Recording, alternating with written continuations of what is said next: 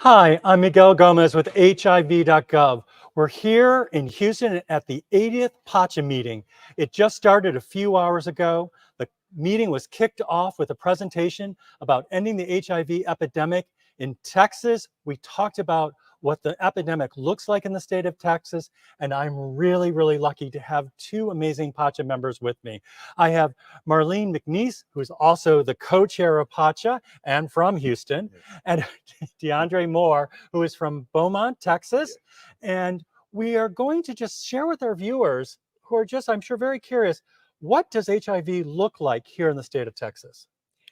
You know, it's really tough. We spent most of the morning learning and hearing from many of our colleagues in the work, just setting the stage and giving us those very answers. So who is being impacted by HIV across the state? How are we setting policy and programs to support the work and implement the work of HIV in Texas?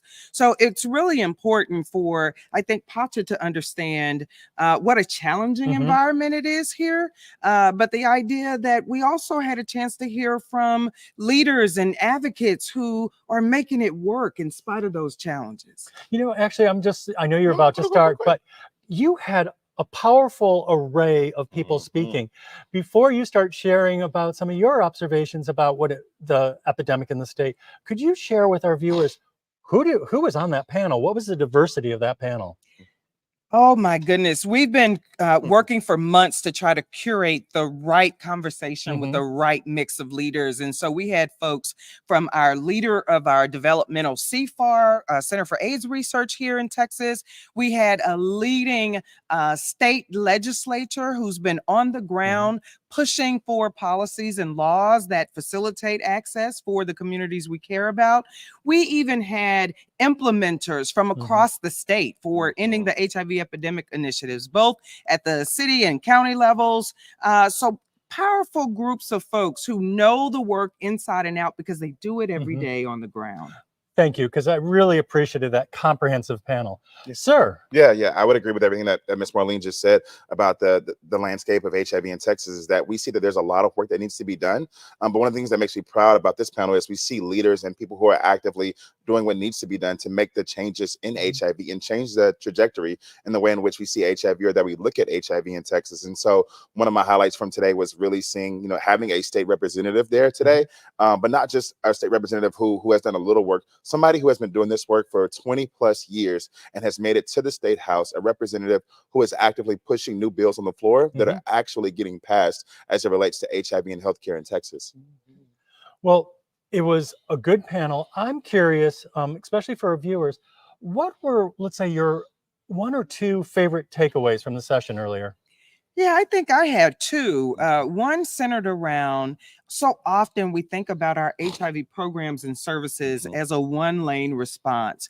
And so many times we heard this morning that we've got to take HIV out of its specialized lane and really insert it into routine healthcare, routine well exams for men and women. How can we standardize the expectation that this kind of HIV care is a part of my overall healthcare? Thank you so much. Yeah, and for me, it was the fight, like having the advocates that are part of this panel from Equality Texas, from Legacy Community Health Clinic and Services, who have been advocates at our state's capital, constantly fighting day after day.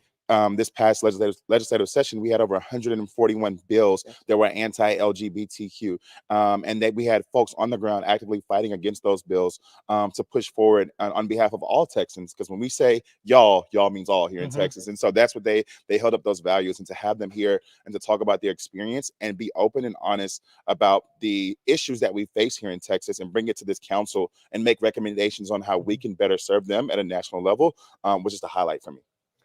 Thank you so much. And as you just, with your last comments and talking about the challenges, which we heard loud and clear, to do the work, but the community of people responding to improve the HIV response in your state is powerful and I must say incredibly passionate. Yes. You are very lucky to work here. Absolutely. And for our viewers, because they may want to learn a little bit more about, you know, the sort of breakdown of HIV in the state of Texas, or more information about what you shared, where would you both suggest people go for more information?